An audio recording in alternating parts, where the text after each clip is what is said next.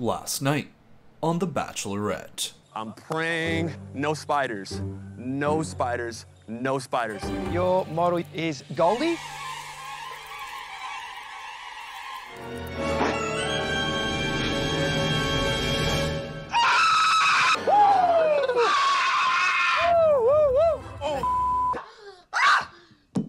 I'm not moving. That's okay. Moving. It's okay. Good day, mates. The Bachelorette has gone down under, and now we're in Melbourne. Melvin. It's called Melbourne. It's not called Melbourne, it's Melbourne, okay? Melbourne. And this week it's not going to take long for the man drama to get rolling, as right off the bat it's time for a group date, where Jenn is taking some of the men to enjoy some local delicacies. But while most of the guys enjoy the Australian version of chicken balls, Kangaroo balls in your mouth. Those are kangaroo testicles.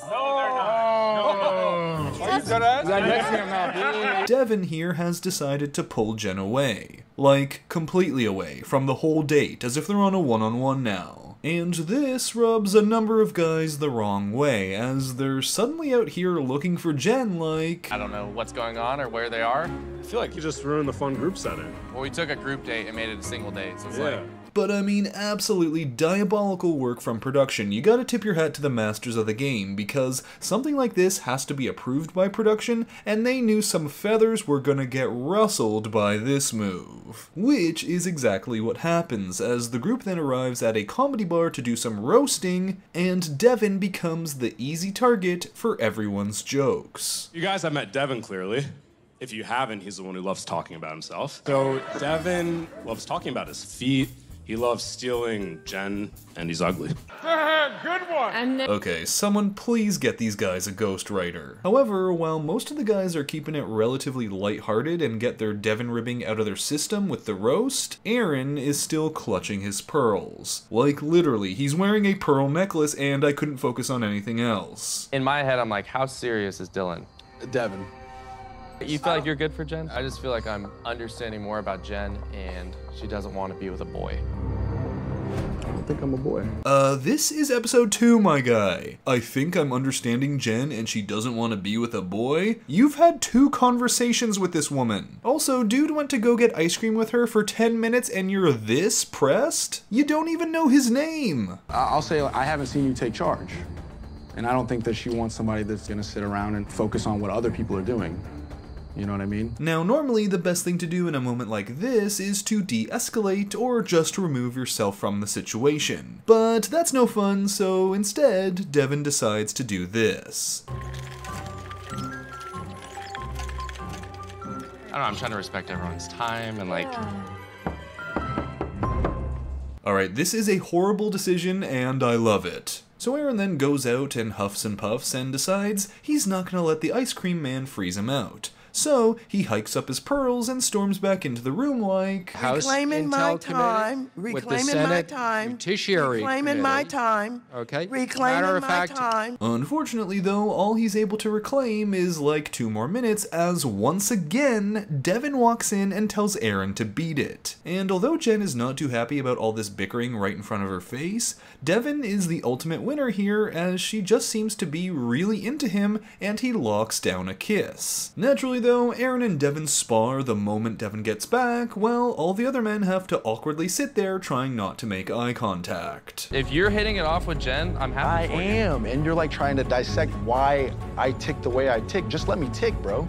Let me tick. Meanwhile, Jenn and I both took this moment to stop paying attention and chow down on some ice cream. But at the end of the night, it's Grant who wins the group date rose as he actually spent his time building a connection and not fighting. Which means we're now moving on to the one-on-one for the week with Marcus, where here the two are going to be skydiving and... Oh no. Is this show really cleared to do another skydiving date? Didn't we see what happened last time?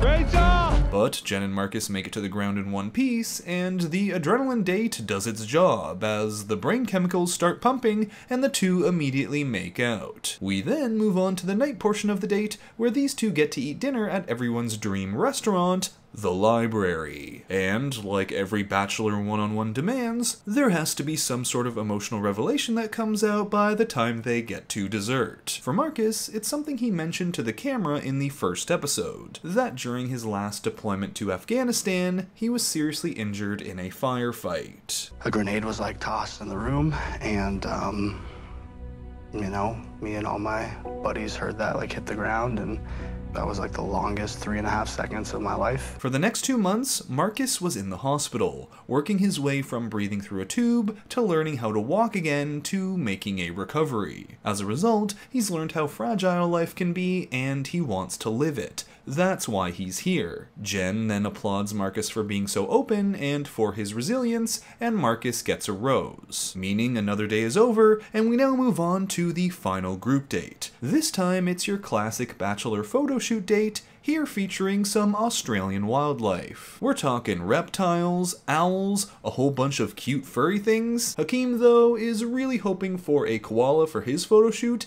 and definitely not anything scary. But I do not like this Australian wildlife. And it's specifically those big-ass furry spiders, like those tarantula-looking spiders. Hakeem is next. All you have to do is look at this caption to understand exactly what is going to happen next. You're good, you're good. Hey, breathe, breathe, breathe. We're good. Breathe, you're good. Don't put that on my neck. Don't put that on my neck. Please give this man a spin-off show. Throw him on the Golden Bachelorette. I don't care. However, the real winner of this date is Dylan, as he catches Jenn freaking out over this snake and decides to take charge and help her overcome her fear. And this earns him some bonus time that night in a kind of half one-on-one where he gets a rose. But while that's happening, Aaron over here can't get one special person out of his mind. And no, it's not Jenn. If y'all want to play, I'll watch y'all. And I'll tell y'all that y'all are bad at pool. I can't stop thinking about Devin. So, Aaron's decided to spend some special one-on-one time with his infatuation. Now, as these two sit down, Devin expresses that he's upset because Aaron's been coming at him and making assumptions about his character when he doesn't even know him. I mean, he still doesn't even know his name. And when I approached you, it was, hey, I want to talk to Dylan. But my name's not Dylan, see? And that's another thing, like... But don't worry, Dustin. Aaron here's not doing it out of malice. When I said, I feel like you lack the depth to be with a girl like Jenn, I meant that out of a place of love. Alright, I'm starting to believe he really does love this guy. So, out of the goodness of his heart, Aaron is bringing Devin a gift. I brought this with me. It's my own book. I want to give it to you because I want to see you win. And if it's with Jenn, I'm supporting you. If it's with someone else, ain't no way this man is bringing him a book on emotional intelligence when the same thing happened to Aaron's brother on his season. And a bit of the life lesson that I think is going to be helpful and impactful to you is this, book on emotional intelligence. I will say, Devin's reaction tells me he recognizes the game. A jab back for the ice cream jabs Aaron's taken. It's just that the emotional intelligence book has been done before, and the gag is wildly lame. Like, oh wow, you gave me a book on self-growth.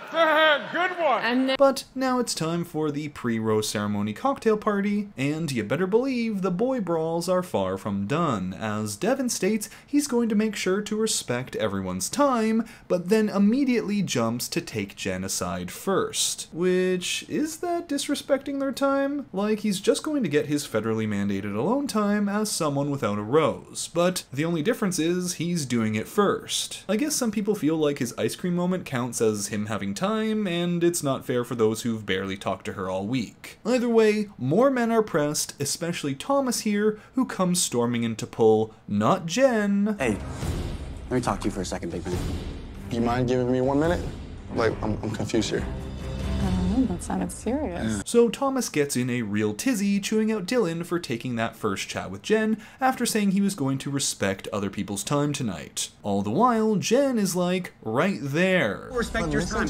I see you guys all looking at me, but I will respect your time. Listen to how you're objectifying Jenn right now. That's not what this is my time. I deserve to be first. Like, nobody deserves anything in this life, Thomas. Now, there seems to actually be two camps here. One is the Aaron, Thomas, and Sam M camp that think Devin's not here for the right reasons, friends, and then there's everyone else who kind of respect Devin's initiative, but also kind of think the way he's gone about it has been a bit dickish. Devin explained his side, and I kind of respected where he was coming from. He just kind of does it like a jackass. So as Devin leaves, Thomas comes in to sit down with Jenn and tell her what that was all about, essentially stating that there was a different plan for who should go talk to Jenn first. And that's his big mistake. But then you guys are making decisions for me. Like, you're taking my independence out of that. That's fair. It was at this moment that he knew. He f***ed up. So Jenn says, well now, instead of talking to me, I was sitting here alone while you spent 10 minutes going back and forth with Devin. Plus, anyone could have pulled her first. Basically, without directly saying it, she's telling him to back off cause I love Devin. Sam M then comes in and interrupts, and Thomas is just spiraling. He's had no time with Jenn except the drama, and he's feeling like he's on the chopping block. So naturally, at this moment, Devin comes out to poke the bear a little more. I'm not here to fight you. I'm here to talk to you. Yeah, because you would get your ass beat. Oh, congratulations. You've got me. One side. I like it out here. The weather's good. Okay, good. Stay out here, good. bitch. You pulled me aside and said, I need to see you right now. Shut the up, bro. Literally, bro. Like, you... Of course, this is then Jesse Palmer's cue to come in and say the cocktail party is over and it's time for the rose ceremony. Where here, Thomas believes that this one is going to come down to either him or Devin. I have a feeling that it will be either me or Devin tonight. Devin. Whoops, guess not. So with one rose to go, the real story becomes, is Thomas going to be heading home or staying another week to spar with Devin? If I go home, that is unbelievable. Honestly, I will lose my Thomas M.